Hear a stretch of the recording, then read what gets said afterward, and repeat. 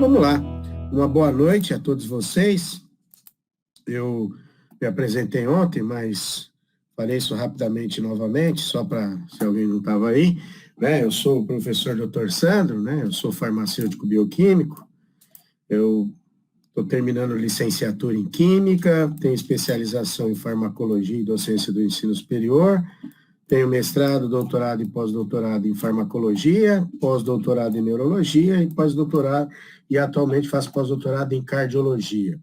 Sou professor das residências multi de cardio, onco, transplante e UTI da Universidade Federal de São Paulo. Sou pesquisador colaborador da disciplina de neurociência da Unifesp, assim como do Laboratório de Farmacologia Autonômica e Cardiovascular. Também sou supervisor da Liga de Farmacologia do curso de Medicina da Universidade de Santo Amaro e também sou professor de Bioquímica e de Bases Terapêuticas no curso de Medicina da Unisa. Eu gostaria mais uma vez de agradecer, né, a diretoria da Liga, que faz um excelente trabalho, né, e eu me sinto muito feliz de poder participar de uma equipe tão competente.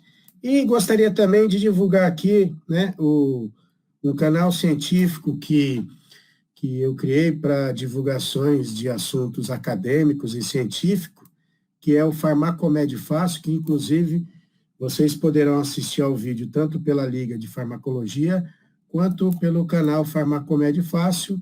Né? A gente já começou a postar alguns vídeos, deve ter por volta de 8 vídeos, e a gente pretende postar vídeos lá de forma semanal.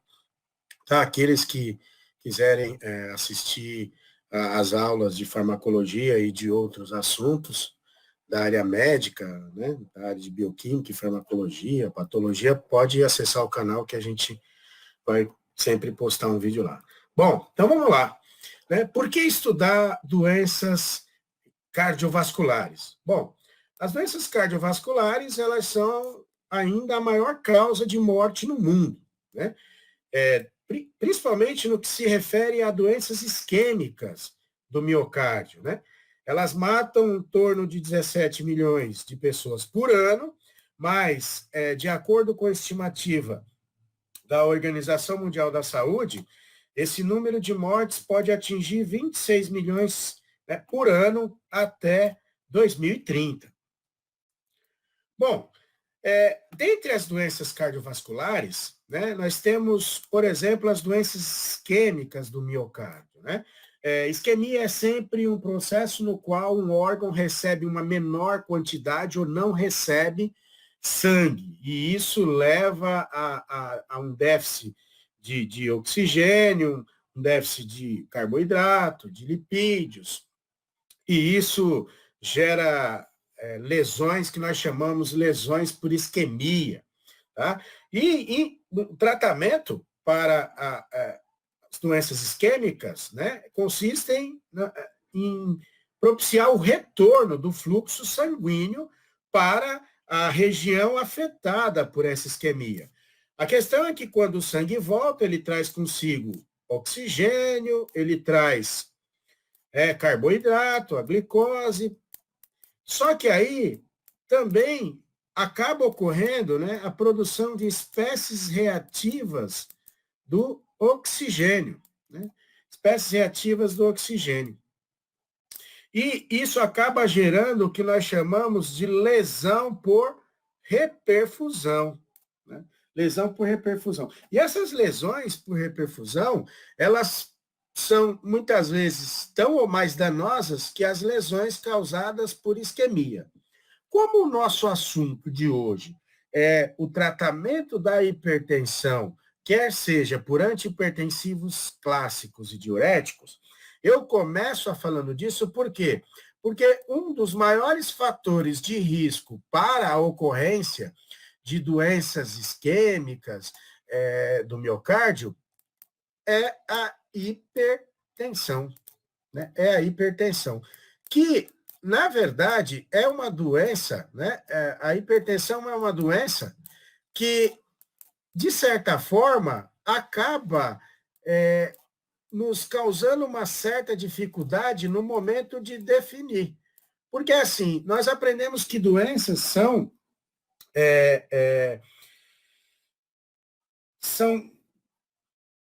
fatores que acabam gerando uma disfunção de um órgão que gera o sofrimento e que acabam gerando sinais e sintomas, né?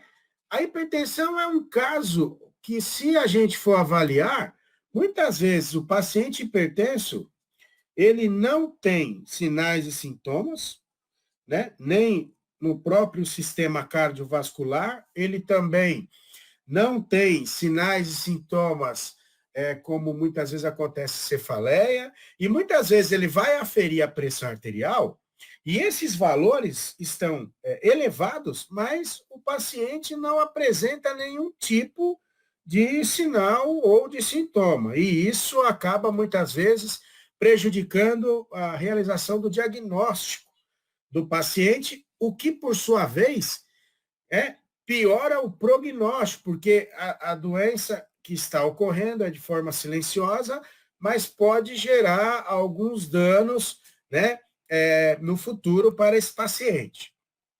Bom, para a gente entender um pouco melhor como e onde atuam os fármacos, é bom a gente lembrar que o sistema cardiovascular é um sistema vital para, né, o funcionamento adequado do organismo. Por quê? Porque esse sistema está relacionado ao processo de trocas gasosas, que é o que a gente chama de hematose, né? Hematose. Então, a hematose consiste naquela troca gasosa que ocorre entre alvéolos e vasos pulmonares, onde os vasos liberam para os alvéolos CO2 e captam a partir dos alvéolos o gás oxigênio. E isso faz com que o sangue, que era pobre em oxigênio e rico em gás carbônico, se torne rico em gás oxigênio e pobre em gás carbônico comparativamente. Esse sistema também está relacionado à nutrição dos mais diversos tecidos, né, que compõem o nosso organismo, as células. Remoção de metabólitos, como, por exemplo, o gás carbônico. Fornecimento de substâncias químicas às células-alvo. Então, aqui a gente pode citar carboidratos, lipídios, proteínas, sais minerais, vitaminas, né? Água, né? Regulação da temperatura através da vasoconstrição ou vasodilatação. A vasodilatação propicia uma maior dissipação de calor, a vasoconstrição, uma retenção de calor. E aqui a manutenção da homeostasia, né? Eu não gosto muito dessa palavra, eu prefiro manutenção do estado de equilíbrio dinâmico, porque não há um estado de igualdade, mas sim de equilíbrio. Mas tudo bem. Vamos lá. É importante a gente salientar que o coração é uma bomba muscular contrátil cuja função é ejetar sangue e que essa bomba muscular cardíaca tem a capacidade de automatismo. Ela é responsável por gerar seus próprios estímulos elétricos e também por propagá-los, de tal maneira que os estímulos elétricos são gerados no nódo sinoatrial, né? E aí eles se propagam para as células atriais, causam despolarização dos átrios e depois chegam ao nódo átrio ventricular. Tá? Uma vez que os estímulos elétricos não passam diretamente pelo disco fibroso que separa átrios e ventrículos. Muito bem. Chegando ao nódo átrio ventricular, isso vem para o feixe de His, ou feixe atrioventricular, e também chega às chamadas fibras de Purkinje. E aí, a partir daí, você tem a despolarização, então, dos ventrículos. Tá? Aqui a gente tem o registro elétrico da atividade cardíaca, que a gente chama de eletrocardiograma. O que é o eletrocardiograma? É o registro elétrico, né? É o registro gráfico da atividade elétrica cardíaca, ok? Muito bem. E aqui, a partir desse ECG, nós temos, então, como avaliar a atividade elétrica cardíaca. Como nós sabemos que a atividade elétrica precede a atividade contrátil, quando nós observamos que a atividade elétrica está funcionando dentro daquilo que nós consideramos normal, que é gerando a onda P, gerando o complexo QRS e gerando a onda T, né, nós sabemos que a atividade elétrica está normal. Por quê? Porque ao avaliarmos tanto a amplitude quanto a duração destas ondas, nós sabemos se está havendo uma despolarização do nódo sinoatrial e dos átrios, que é representado pela onda P, se está tendo uma despolarização e, claro, uma posterior contração dos ventrículos, representado pelo complexo QRS, e se está havendo uma repolarização desses ventrículos, repolarização essa aqui que é demonstrada através da onda T. Muito bem. Tudo isso é importante por quê? Porque nós sabemos que a atividade contrátil do músculo cardíaco funciona através do que nós chamamos de acoplamento, excitação, contração. Então, o que é isso? Eu tenho uma atividade elétrica e essa atividade elétrica é transformada em atividade elástica e, portanto, contrátil. Aqui nós temos o significado de cada onda, como eu já havia dito, nós temos que a onda P representa a ativação dos átrios, e claro, né, do nódo sinoatrial, nós temos que o complexo QRS representa a despolarização e ativação dos ventrículos, e a onda T, a repolarização dos ventrículos. Tá?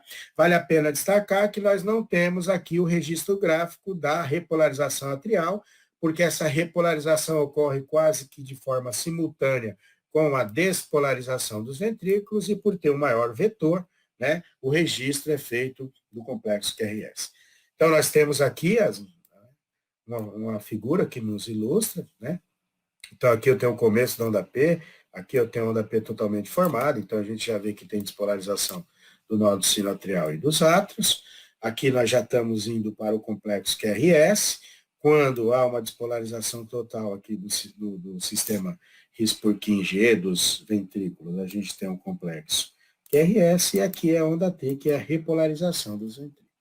Bom, para mostrar de forma adequada como isso funciona, nós temos um esqueminha mostrando aqui uma atividade elétrica gerada pelo tecido excitocondutor, que estimula o transporte de cálcio e de outros íons através da membrana, e isso vai ativar, né, a contração muscular, e é exatamente isso que é o que nós chamamos de acoplamento, excitação, contração. Então, nós temos a despolarização do sarcolema, do cardiomiócito, isso faz com que ocorra a entrada de cálcio. Essa entrada de cálcio ativa os receptores de rianodina, do tipo 2. Essa ativação faz com que ocorra a formação de um canal pelo receptor de rianodina, que é um receptor ionotrópico. Isso estimula a saída de cálcio. Esse cálcio se liga à troponina C, muda a conformação das proteínas troponina C, T e I, e de tropomiosina, expõe o sítio de ligação da cabeça tepeásica da miosina, e isso promove a contração. Agora, nós temos, depois desse momento, a recaptação do cálcio para o retículo, que é feito através da cerca. Nós temos também a entrada de cálcio na mitocôndria através do unipórter mitocondrial, e nós temos também o efluxo de cálcio, que é feito pelo trocador sódio-cálcio, né? E isso é importante para manter concentrações adequadas de cálcio no sarcoplasma, porque uma sobrecarga de cálcio pode levar a uma disfunção cardíaca, inclusive a um processo de morte celular, né? E a gente acaba observando esse overload de cálcio, por exemplo, em lesões relacionadas à isquemia ou até mesmo lesões relacionadas à hiperfusão. Aqui é só para a gente avaliar o seguinte, nesse esquema. Aqui nós temos um cardiomiócito, esse cardiomiócito foi submetido a um experimento de imunofluorescência. Para isso, a gente utiliza uma sonda, que é uma substância chamada de fura, que tem a capacidade de se ligar ao cálcio e, quando se liga ao cálcio, acaba emitindo fluorescência, que pode ser registrada por um microscópio de fluorescência. E a gente pode, então, avaliar aqui que no momento em que há o aumento do cálcio, a gente percebe através da emissão de fluorescência, a gente percebe que há contração. Isso aqui é a mesma célula. Então, de fato, né, há um acoplamento excitação-contração, né, e isso acaba mudando as concentrações intracelulares de cálcio no momento que há um aumento substancial e importante, isso gera a contração, para que o coração, então, possa ejetar o sangue, né, e prover o organismo com o sangue que é ejetado no momento, né, através do débito cardíaco. O que é débito cardíaco? É o quanto de sangue o coração ejeta por minuto. Então, vamos lá. Nós temos valores estabelecidos aqui. 120, né? Até 120, né? Ou menor que 120 aqui no Brasil é tida como ótima. E a sistólica, o sangue exerce na parede dos vasos, das artérias, no momento em que os ventrículos estão contraídos. E quando é menor de 80, a gente diz que a pressão diastólica está ótima, né? Que é a pressão que o sangue exerce na parede das artérias no momento em que os ventrículos estão relaxados. Se tiver uma pressão arterial menor que 130, então é normal. Né? Se tiver uma pressão diastólica menor que 85, isso é normal. Limítrofe não é hipertenso, mas está prestes a se tornar, né? De 130 até 139, de 85 a 89. Isso, eu quero deixar claro que isso é no Brasil. Né? Em outros países, você tem outros valores. Mas por que muda os valores, professor? Porque isso aqui é tudo determinado por convenção, né? Por convenção. Professor, eu não sei o que é convenção, então deixa que eu te explico, assim, de forma bem didática. Convenção é uma reunião de quem pode decidir para decidir o que quer decidir, para quem não pode decidir, seguir o que foi decidido. Né? É isso que é uma convenção. Eles vão, em geral, as pessoas tentam usar outras palavras, assim, que tornam tudo mais ameno, mas é exatamente isso. É a reunião de quem pode decidir para decidir o que acha que deve decidir, para quem não pode decidir, só seguir o que foi decidido. Bom, então isso aqui é uma convenção, então a gente tem aqui várias convenções, né? Então, hipertensão grau 1, ou leve, quando a pressão sistólica está entre 140 e 159. Né? E a diastólica, 90 a 99. Estágio 2, ou intermediário, de 160 a 179. Aqui é de 100 a 109. E estágio 3, ou grave, maior ou igual a 180 sistólica e a diastólica maior ou igual a 110. E ainda nós temos a possibilidade de ter uma hipertensão que nós chamamos de sistólica isolada, porque há um aumento da sistólica, mas não há um aumento da diastólica, ok? Bom, para a gente entender um pouco melhor isso, né, lembra que o nódulo sinatrial ele acaba gerando estímulos elétricos, então ele transforma energia química em energia elétrica. O que eu quero deixar claro aqui é que as células do nódulo sinatrial, elas têm um funcionamento diferente. Por quê? A despolarização dessas células é determinada pela entrada de cálcio e não pela entrada de sódio. Claro que o sódio vai contribuir para isso, né? Através da corrente FANE de sódio, né? FANE porque é engraçada, porque ela ocorre mesmo que no repouso, mas quem determina a despolarização aqui é a entrada de cálcio. E a repolarização, como sempre, quem determina é a saída de potássio.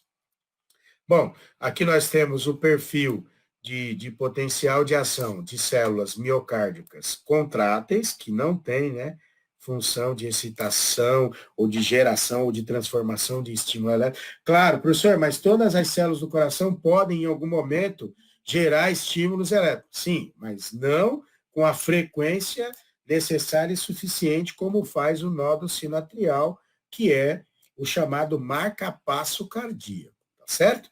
Aqui a gente percebe que temos 5 fases ao invés de 3, como nas células do nódulo sinoatrial, e aqui quem determina isso é a entrada de sódio, né? A tentativa de repolarização, quem determina é a saída de potássio, mas essa saída de potássio, ela não é tão relevante e não supera a entrada de cálcio, né? A entrada de cálcio, e por isso aqui tem um certo platô, que nós chamamos de platô de cálcio, e aqui, como sempre, quem determina a repolarização é a saída de potássio. Muito bem. Há diferenças entre células atriais e células ventriculares justamente pela duração dessa contração. Tá? Aqui é só para mostrar que existem duas forças que movem esses íons, né? A força química e a força eletrostática, né? Que acaba determinando o deslocamento destes íons. Aqui é só para dizer que o coração ele tem um certo momento de refratariedade, onde ele não responde a um novo estímulo, principalmente no período refratário absoluto, né, absoluto, porque existe um período refratário relativo, e ele pode responder. É importante isso, porque a diminuição desse período refratário pode gerar taquicardias, e essas taquicardias podem estar acompanhadas de aumento da pressão arterial, né? Aqui é um outro parâmetro importante, que a pressão arterial ela é determinada pela resistência vascular periférica, né? Então, se houver uma dilatação, há uma redução da resistência, e isso faz com que ocorra, amor, a diminuição da pressão arterial, né? E a diminuição do diâmetro aqui das artérias gera o aumento da pressão arterial, porque aumenta a resistência vascular periférica, ok? Bom, então, o que determina a pressão arterial? A pressão arterial ela é determinada pelo débito cardíaco e pela resistência periférica total ou resistência vascular periférica. E o que determina o débito cardíaco, que é o quanto de sangue o coração ejeta por minuto? A frequência cardíaca vezes o volume sistólico.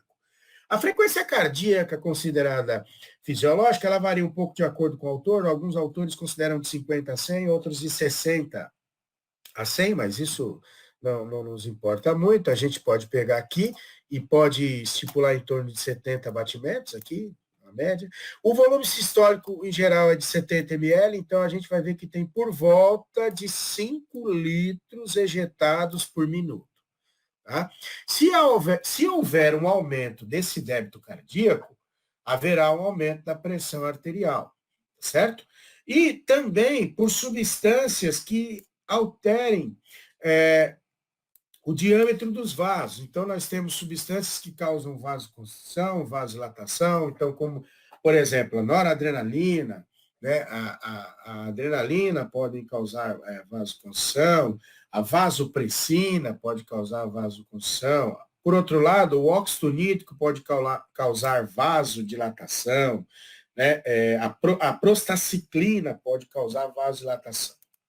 Então, vamos lá. Aqui nós temos novamente as pressões, os valores de pressão arterial, diastólica e sistólica, lembrando que isso é para o Brasil, não serve para todos os países. Os valores norte-americanos são diferentes, por exemplo, tá? E aí nós temos, então, aqui a hipertensão. O que é a hipertensão? A hipertensão é um valor de pressão arterial que, por convenção, é considerado acima daquilo que é normal. Né? E muitas vezes fica meio difícil, né, de entender. Por que fica difícil entender? Porque, assim, se for até 139, está normal. Agora, 140, aí já é hipertensão, aí já precisa tratar. Né? E estão querendo reduzir esses valores. Né? Se reduzirem os valores, vocês vão perceber o seguinte, né? Então, nós teremos aí, reduzindo o valor, automaticamente nós vamos ter milhões de hipertensos no dia seguinte. Né? Então tá aqui, a gente já sabe disso, a pressão arterial é determinada pelo débito cardíaco e pela resistência vascular periférica, tá certo? Como nós já havíamos falado antes. Aqui, então, se esse valor sobe, hoje se chama mais de hipertensão arterial e não se chama mais de sistêmica, mas tudo bem, tá? Hipertensão arterial, que pode ser primária. O que é primária? Eu não sei exatamente o que está causando. Professor, mas não é assim que está no livro. Está no livro lá que a primária tem uma causa multifatorial que não pode ser determinada uma única causa. Sim, resumindo, não se sabe o que está causando, né? Agora, a secundária, nós já sabemos. Então, por exemplo, é porque o paciente está fazendo uso de glicocorticoide. Então, os glicocorticoides, sabidamente, aumentam a pressão arterial. Então, já é considerado secundária, né? Bom, então vamos lá.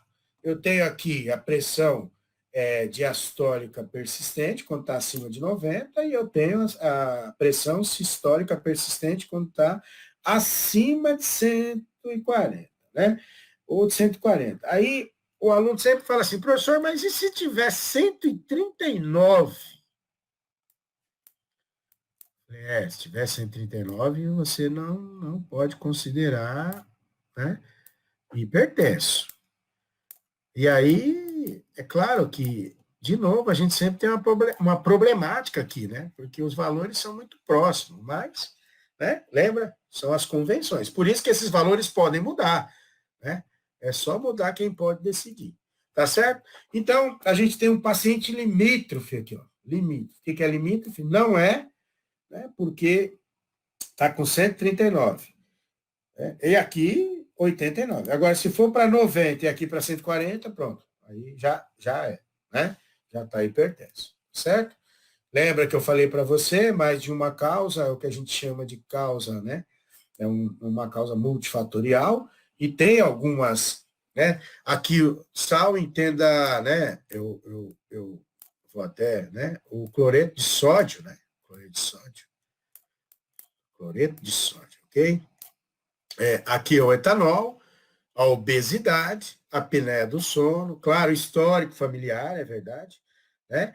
E isso, mais ou menos 5% tem a hipertensão arterial secundária, né? Aqui é só para mostrar para vocês que eu já estudo o sistema cardiovascular há muito tempo, então, por exemplo, aqui, né, são trabalhos que a gente orienta e a gente acaba publicando, né? Mesmo alguns em revistas nacionais, outros em revistas internacionais.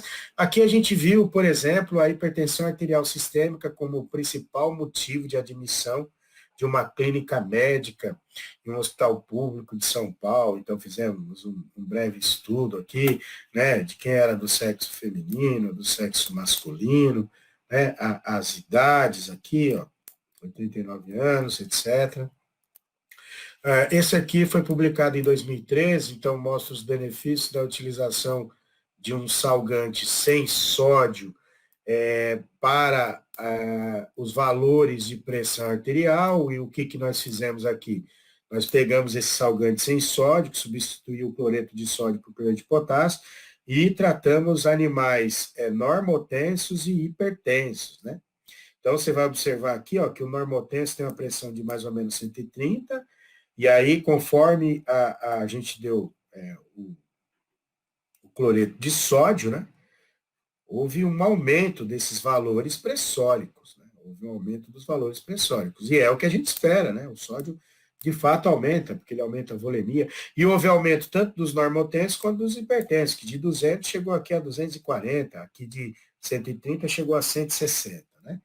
E aí, quando a gente deu o salgante, o que a gente observou? A gente observou que ele não alterava a pressão. Então, veja bem, o salgante não diminui a pressão arterial dos animais, ele não diminuiu. O que ele fez foi justamente o quê? Foi manter a pressão dos animais controle, tudo bem? Aqui nós também acabamos estudando os efeitos desse salgante sem sódio no perfil lipídico de ratos normo-hipertensos, né? Não observamos diferença.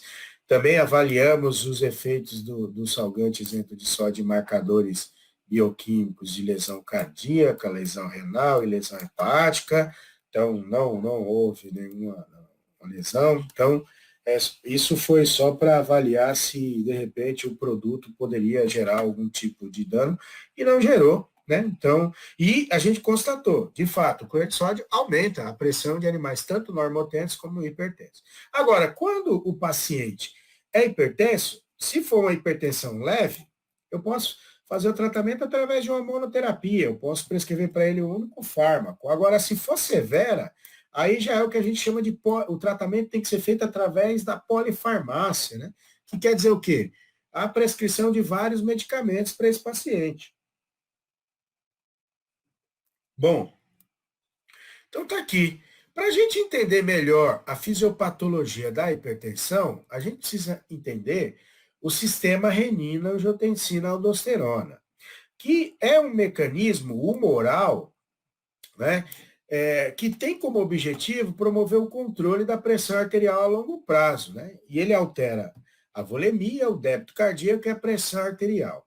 É importante a gente destacar que os fármacos hoje prescritos para o tratamento da hipertensão, eles acabam atuando de uma forma que resulta numa diminuição da atividade do sistema renina-angiotensina-aldosterona. Pelo menos as principais classes, e nós vamos ver isso. O sistema renina-angiotensina-aldosterona, na verdade, consiste dos seguintes componentes e funciona de uma determinada maneira. Então, sempre que nós temos uma queda da pressão arterial, né, nós vamos ter a ativação do sistema nervoso simpático. E esse sistema nervoso simpático, ele vai ativar nos rins, né, as células do aparelho justaglomerular. Então, células do aparelho justaglomerular, tá certo? Justaglomerular. Nessas células, nós temos aqui, nessas células, receptores beta-1. Beta-1. E toda vez que o simpático ativar beta-1 aqui, isso vai resultar num aumento da liberação de renina, que, por sua vez, transforma angiotensinogênio em angiotensina 1. A angiotensina 1 tem sua importância, tem o seu papel, mas eu gostaria agora de destacar que ela é transformada pela enzima conversora de angiotensina em angiotensina 2.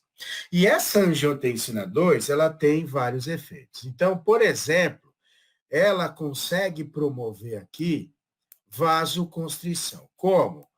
Ativando os receptores AT1 nos vasos. Através da ativação de AT1, gera vasoconstrição. Essa vasoconstrição aumenta a resistência vascular periférica e, portanto, aumenta a pressão arterial. Além disso, a angiotensina 2 também ativa receptores AT1 localizados na glândula suprarrenal ou também adrenal, eu prefiro chamar de suprarrenal, porque no humano está bem acima, né? Adrenal é mais no porco, que está ao lado, mas isso não tem tanta relevância. A ativação desses receptores aqui resulta no aumento da secreção de aldosterona. E nós sabemos que a aldosterona atua nos rins, e ao atuar nos rins, ela aumenta a reabsorção de sódio e água. Essa reabsorção de sódio e água resulta no quê? No aumento da volemia. Aumenta a volemia, tá? Aumenta a volemia. O aumento da volemia aumenta o débito cardíaco. E o aumento do débito cardíaco resulta no aumento da pressão arterial. Além disso, esse sistema vai ativar no hipotálamo o centro da sede. E o que vai fazer com que a pessoa aumente o quê? A ingestão de água. Ingestão de água. E a ingestão de água, por sua vez, vai aumentar a volemia, que, por sua vez, vai aumentar o débito, né? Cardíaco. E isso vai resultar no quê? No aumento da pressão arterial. Por isso, os principais antipertensivos utilizados atualmente na clínica médica, né, em algum momento buscam diminuir a atividade desse sistema, que, sem dúvida nenhuma, exerce um papel extremamente relevante na fisiopatologia da hipertensão. Então, vamos lá. Aqui nós já explicamos isso, tá? E aí, tá aqui, ó, vasoconstrição periférica, estimula a sede, né? Aumenta estímulos simpáticos, o simpático aumenta a atividade desse sistema, esse sistema aumenta a atividade do simpático, isso também vai resultar na liberação de ADH para reter uma maior quantidade de água nos rins, e ao reter uma maior quantidade de água nos rins, vai aumentar a volemia, e o aumento dessa volemia vai aumentar o débito cardíaco. Lembra que também tem a vasoconstrição periférica, que é exercida pela angiotensina 2, e aí nós temos um aumento importante da pressão arterial, né? Como a gente já havia dito. Então, nós temos aqui que a angiotensina 2 também estimula a liberação de vasopressina. Lembra que vasopressina é sinônimo de ADH, hormônio antidiurético, que tem um poder vasoconstritor importante. Além disso, aumenta a reabsorção de água nos rins. Então, você tem um duplo efeito, causando um aumento da resistência vascular periférica e aumentando a volemia. Tá? Aqui nós temos um exemplo disso. Se houver uma diminuição de água corporal, né, vai ter um aumento da osmolaridade do sangue, isso estimula o hipotálamo, estimula a sede, tá? E aí também, o que você vai, né, ter como consequência? O aumento da liberação de quê? De antidiurético. E por isso, haverá o quê? A produção e liberação de uma pequena quantidade de urina. Quando nós tivermos água, né, em grande quantidade no organismo, há uma diminuição da osmolaridade do sangue, diminuição da liberação do hormônio antidiurético, e aí você produz a urina. É importante a gente destacar que, por exemplo, o etanol, ele modifica isso, né? O etanol, ele acaba diminuindo, por exemplo, a liberação de ADH, né? Por isso, pessoas que tomam bebida alcoólica acabam indo muito ao banheiro, né? Chega ao ponto de tomar um copo aqui e ter que ir ao banheiro e deixar o copo lá. Bom, então, tá aqui, ó, como que o ADH faz isso. Ele aumenta a quantidade de aquaporinas, né, que são proteínas, né, necessárias para a passagem da água, né? Então, aqui é o lúmen do túbulo, tá certo? E aí você tem um aumento dessa captação. Isso é feito através do aumento da produção do segundo mensageiro, AMP cíclico, que é produzido, né, a partir da enzima adenilato ciclase, que por sua vez é ativada por um receptor que está acoplado à proteína GS. Então, aqui é o agonista, ativa o receptor, ativa a GS, GS ativa adenilato transforma ATP em AMP cíclico, e aí a gente tem a criação das aquaporinas, tanto nessa parte luminal quanto na parte basolateral. Okay? Aqui é só para a gente ver um esquema, ó, com vasopressina, né? Então, com a DH, a gente observa que a reabsorção ela é muito grande, ó, ela ocorre em vários pontos, né? Então, você tem essa água retornando para o sangue, e por isso você tem uma perda menor de água na forma de urina. Agora, sem a vasopressina, a gente observa, né, que a gente tem uma diminuição importante dos pontos de reabsorção, e por isso o que ocorre é um aumento da produção de urina, então você tem aqui uma grande quantidade aqui de urina, justamente porque a reabsorção de água foi o quê? Foi muito menor, né? Foi muito menor, certo? Então, vamos aos fármacos, né, que são o alvo da nossa discussão de hoje. Então, a gente vai primeiro para os diuréticos, lembrando que a gente tem aí alguns grupos de diuréticos importantes. Eu sei que no capítulo de diurético eles incluem, por exemplo, os inibidores da anidrase carbônica, mas a gente não vai falar, porque hoje não tem um uso para esta finalidade, basicamente. Hoje a cetazolamida ela é muito mais usada para tratamento de glaucoma, né? Então, não faz sentido. Então, aqui nós temos, por exemplo, os diuréticos tiazídicos, né? Onde eles atuam? Eles atuam nessa região. Então, só para a gente relembrar, aqui a gente tem a arteríola aferente, que traz o sangue para cá. Aí aqui nós temos o glomérulo renal. Lembra do glomérulo renal? O glomérulo renal é uma rede de capilares. Tá? E aí, aqui nesse glomérulo renal, há a filtração glomerular. E o sangue sai, né, pela arteríola eferente, tá certo? Muito bem. Aqui ocorre a filtração glomerular. Lembra que só sofrerá filtração glomerular substâncias com baixo peso molecular e com hidrossolubilidade elevada, né? Então, nós temos aqui a filtração de aminoácidos, de glicose, né, de sódio, de cloreto, de cálcio, de potássio, de bicarbonato, né? Aí aqui nós temos o túbulo, claro, né? E lembrando que o filtrado cai onde? Na chamada cápsula renal, ou também chamada cápsula de Bowman. Aí depois aqui da cápsula de Bowman nós temos o túbulo contorcido proximal, que é onde a maior parte das substâncias aqui são reabsorvidas.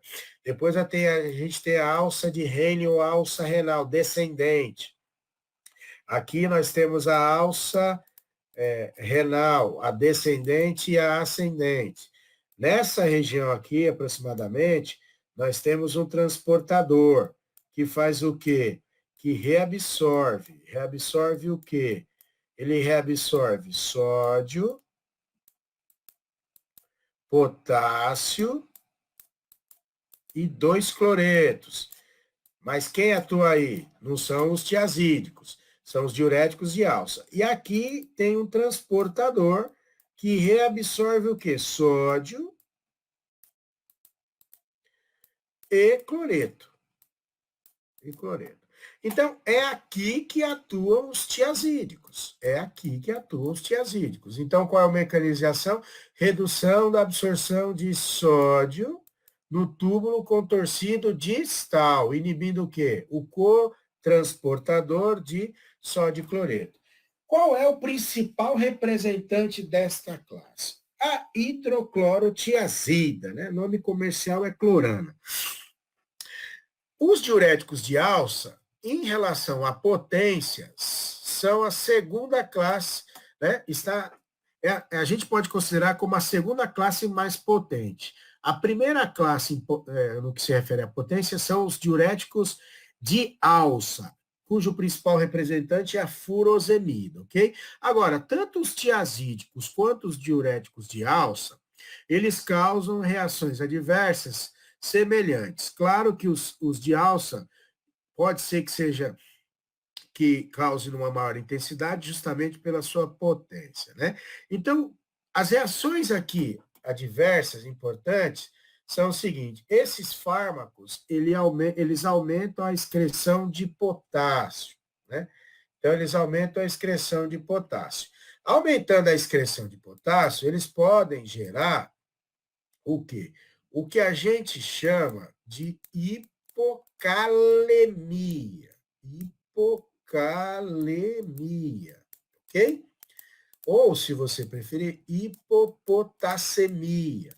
Do mesmo jeito que eles aumentam a excreção de H+. Eles aumentam a excreção de H+. Por isso, eles podem causar alcalose metabólica, tá? Alcalose metabólica. Guarda isso é importante, principalmente num paciente que está com problemas renais, certo? Então, vamos lá. Né? Aqui, nós temos o mecanismo, ó, né? Eu tenho o túbulo, eu tenho o espaço intersticial, e aí o que acontece? Eu tenho a reabsorção de sódio e cloreto no túbulo contorcido distal. O mecanismo de ação do fármaco é justamente inibir esse transportador, esse cotransportador. Então, vamos lá. Tá? Aqui nós estamos falando dos diuréticos de alça, cujo principal representante é a furosemida, né? Que acaba inibindo o cotransportador responsável pelo cotransporte, pela reabsorção de sódio, potássio e 2 cloretos, tá? 2 cloretos. Então, essa reabsorção de sódio aqui, como eu já havia dito nos tiazídicos, aumenta a excreção de potássio. Além disso, aumenta a excreção de H+. Onde esses diuréticos atuam? Eles atuam na parte ascendente espessa da alça de Henle, ou da alça renal, e assim eles diminuem a reabsorção de sódio, de potássio e de 2 cloretos para os vasos peritubulares. Tá? Agora, por ser mais potente, é sempre o mais indicado? Não.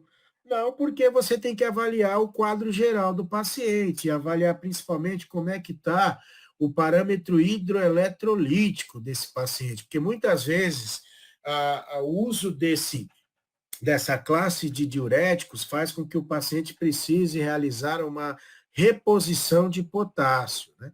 Então, em geral, hoje, os tratamentos para diminuir, os tratamentos realizados para promover uma diminuição de valores pressóricos, eles associam um diurético e uma classe de antihipertensivo que normalmente poupa potássio. Vamos lá. Tá? Então, aqui a gente tem, ó, o cotransportador, né, que tira do túbulo e leva aqui para o espaço intersticial. A furosemida, ela bloqueia isso. Vale a pena destacar que causa também hipocalemia e que também causa alcalose metabólica. E isso deve ser observado principalmente em pacientes que têm insuficiência cardíaca congestiva e que fazem uso, por exemplo, de digitálicos, né? Isso, diminuir potássio no sangue aumenta o efeito de digitálicos. Nós temos os antagonistas dos receptores de aldosterona, cujo representante é a espironolactona, tá? Como é que eles atuam? Eles atuam como antagonistas dos receptores da aldosterona e isso diminui o quê? Isso diminui a reabsorção de sódio nos túbulos e ductos coletores e, dessa forma, diminui a volemia também. Então, por isso, pode ser usado como diurético. Vale a pena destacar que a espironolactona tem um efeito diurético modesto e, por isso, normalmente é utilizado em associação com outros fármacos, justamente porque a espironolactona, ela poupa potássio,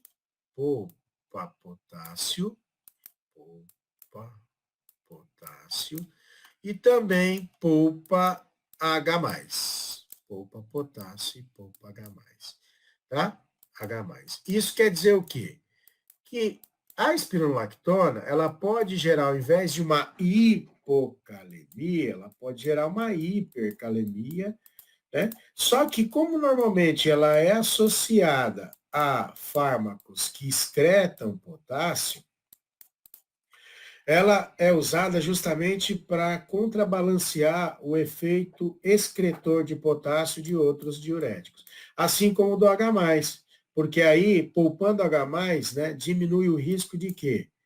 De alcalose, né? Diminui o risco de alcalose, tá certo?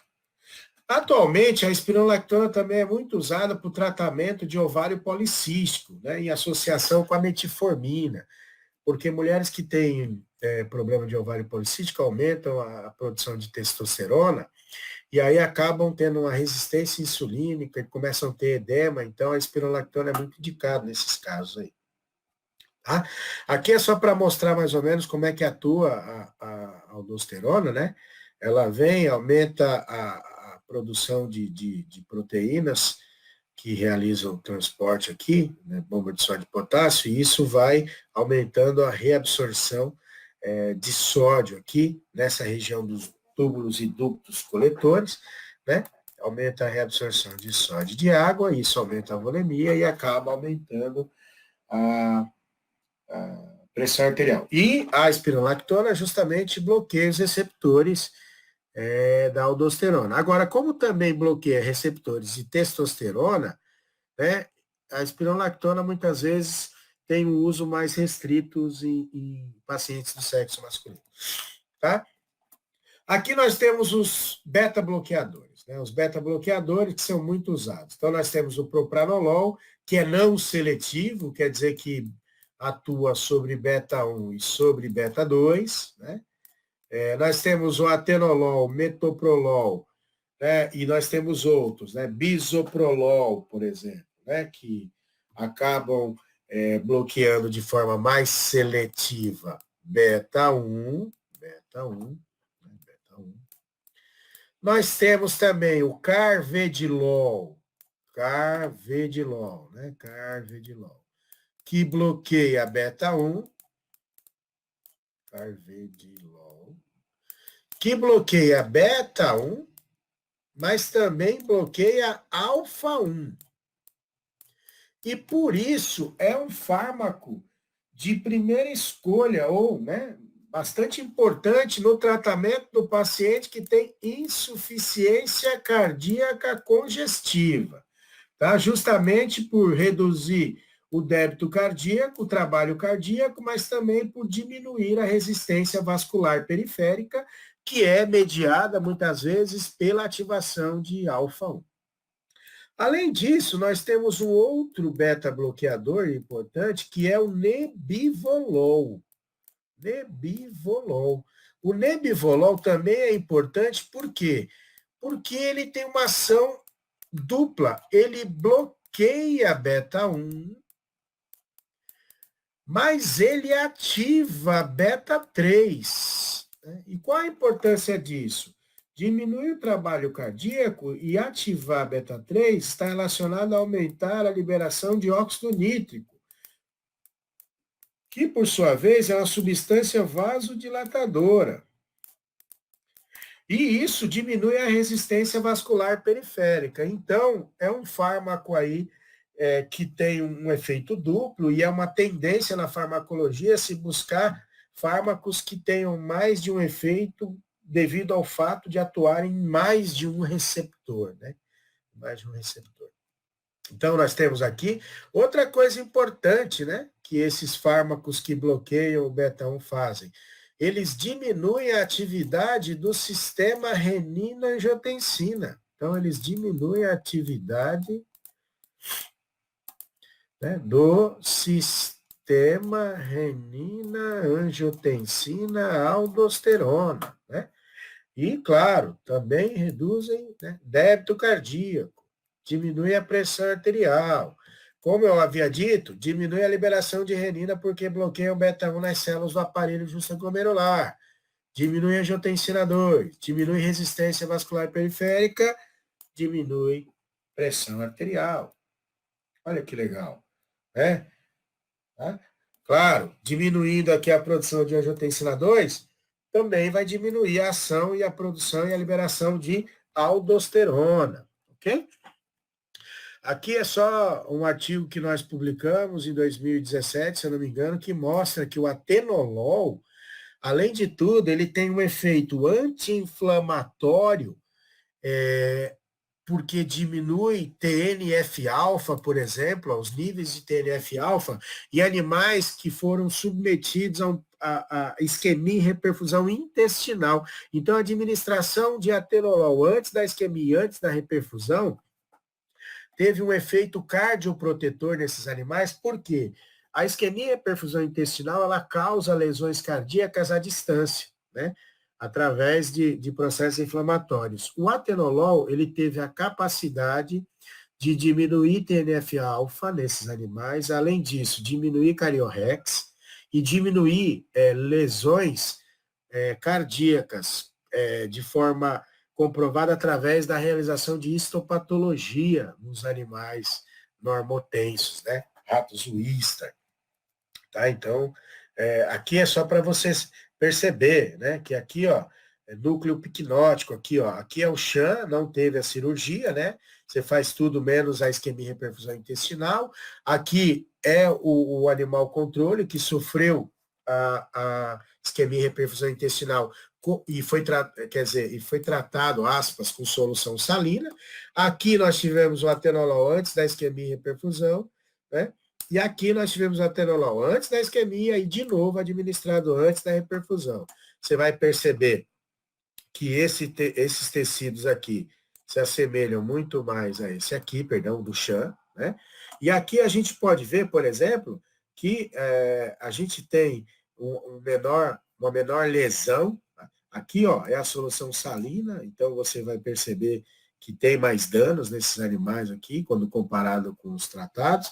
E além disso, né, aqui a gente mostrou o seguinte, que houve uma redução no score, né, na pontuação de injúria desses animais tratados com atenolol. Então, esse aqui é o Chan, que não teve a lesão, porque é feito todo o procedimento, menos a isquemia e a reperfusão.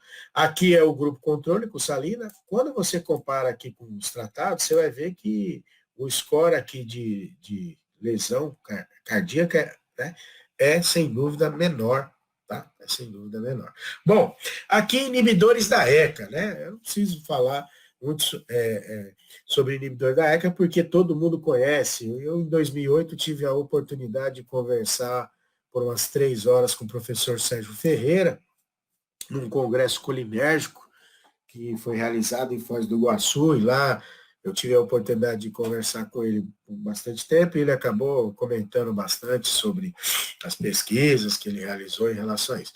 Os inibidores da ECA, né, são bastante conhecidos, captopril, lisinopril, enalapril, tandalapril, ramipril, né? O protótipo foi extraído a partir do veneno de jararaca batrops, né?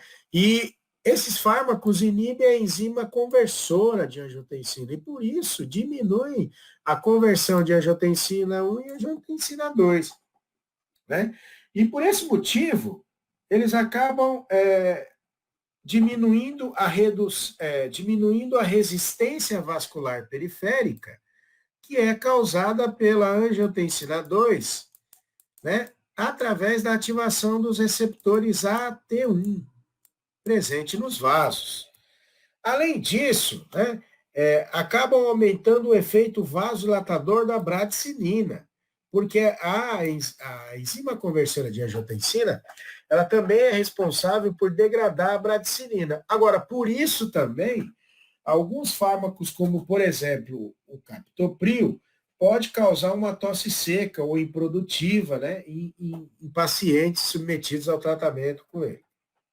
Tá?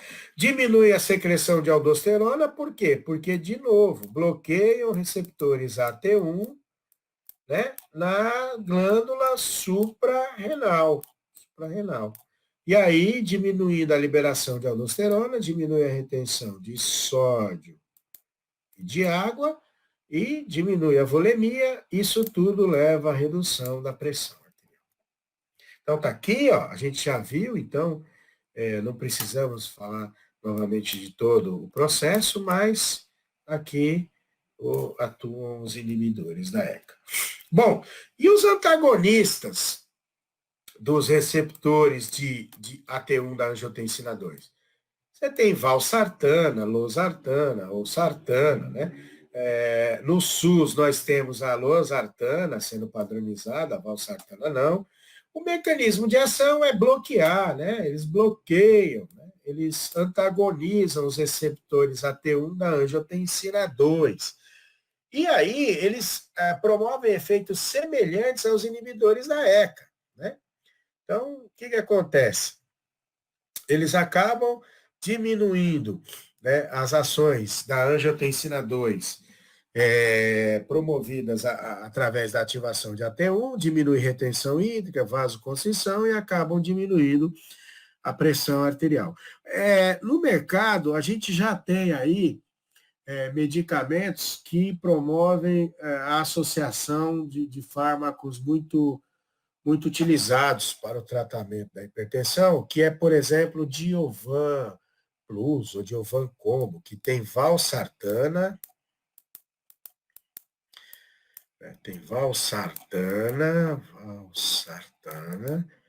tem também anlodipina, que é um bloqueador dos canais de cálcio, do grupo das dihidropiridinas, né? Anlodipina, e tem também a hidroclorotiazida, né? Uma coisa que é importante a gente ressaltar aqui é que tanto os inibidores da ECA quanto os antagonistas dos receptores AT1, eles poupam potássio e poupam H+. Então, eles podem, quando utilizados na forma de monoterapia, gerar hipercalemia e acidose metabólica. Por que isso é importante?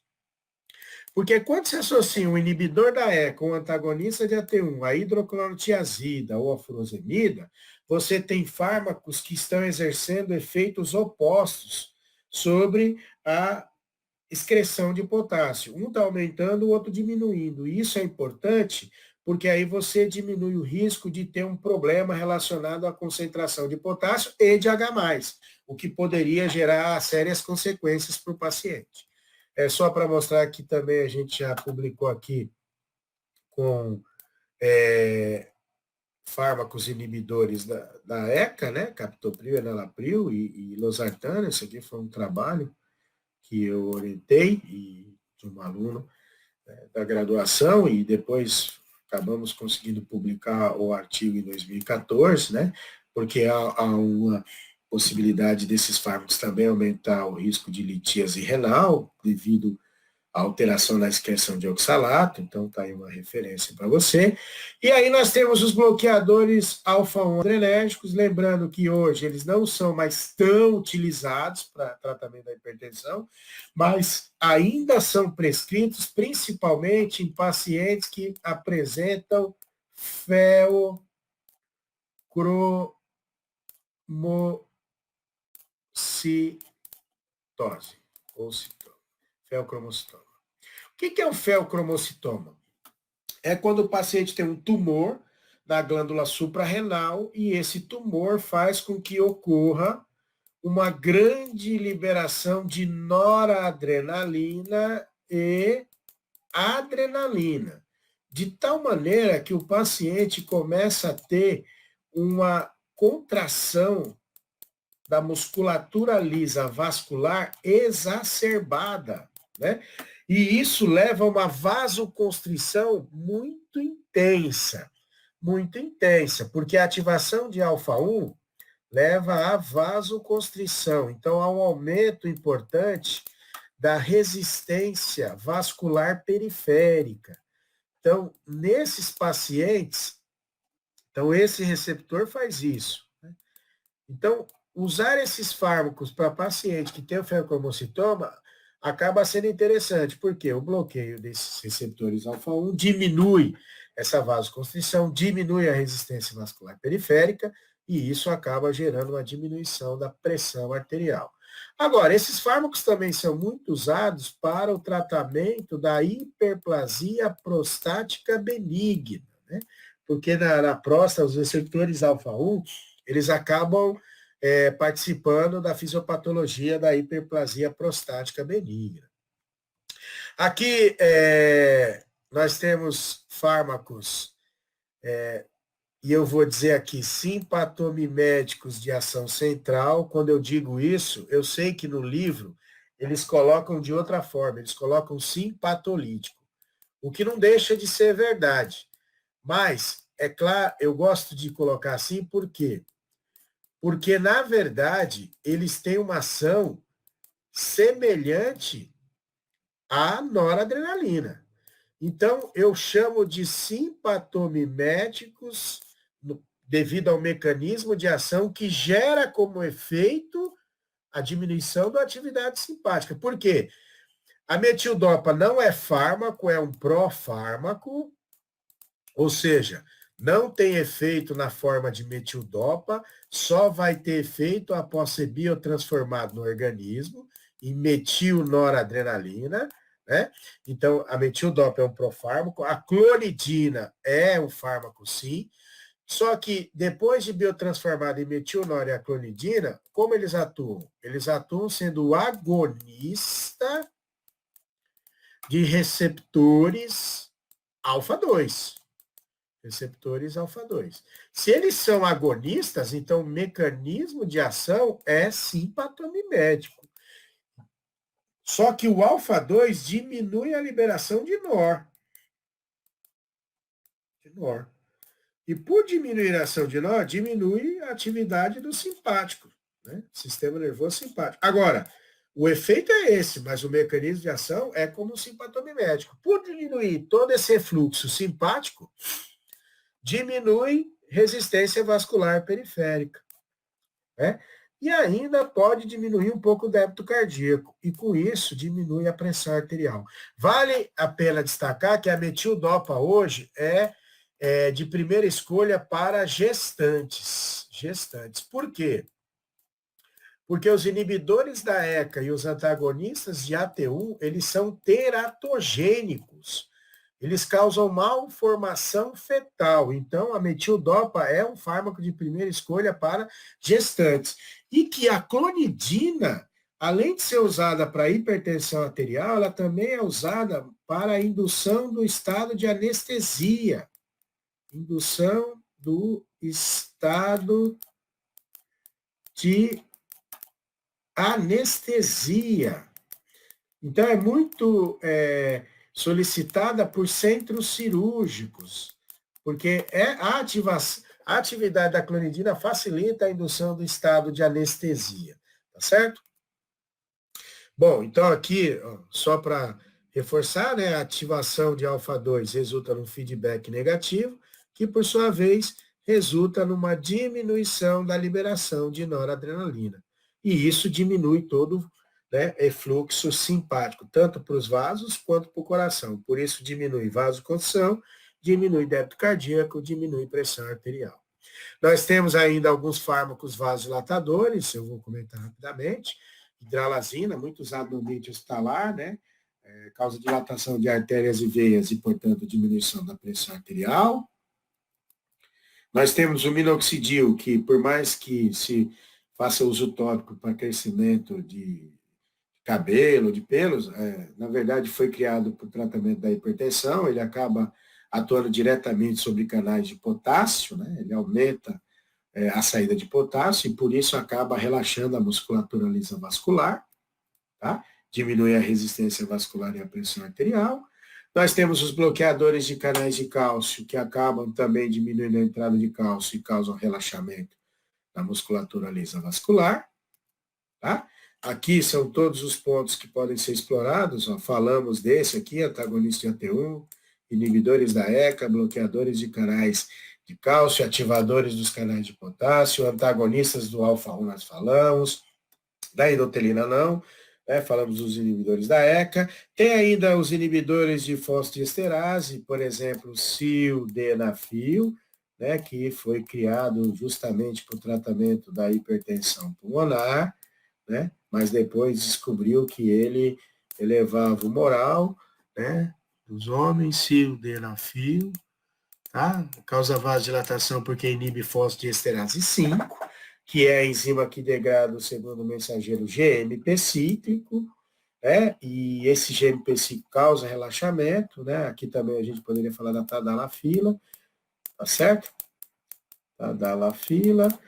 E temos os nitratos, que não devem ser usados em hipótese alguma em associação com os inibidores de fosfodiesterase. Essa associação ela é, né, muito, muito, muito perigosa, pode gerar muitos danos, né? Aqui, se você quiser ler, a gente tem vários trabalhos relacionando alguns fármacos e efeito antiarrítmicos e também no valor de pressão arterial. Então, a gente tem esse artigo aqui que nós publicamos sobre um método, sobre um protocolo de isquemia e reperfusão cardíaca. Nós temos aqui o efeito do cálcio, do MPC e da adenosina também gerando cardioproteção. Nós temos o uso de verapamil em pacientes gestantes hipertensos. Esse artigo aqui até foi citado nas últimas diretrizes de ressuscitação cardiopulmonar. Nós temos aqui o estudo dessas vias em outros tipos de problema, como leucemia, né, também nessa questão aí de oncologia, aqui também, né, tumoral, né, na questão do músculo esquelético, aqui uma publicação no Jacobs sobre essa questão da farmacoterapia antihipertensiva, também o uso de alguns fármacos usados para pressão arterial para diminuir o risco de morte súbita em pacientes com Parkinson, certo? Bom, assim eu finalizo a apresentação de hoje.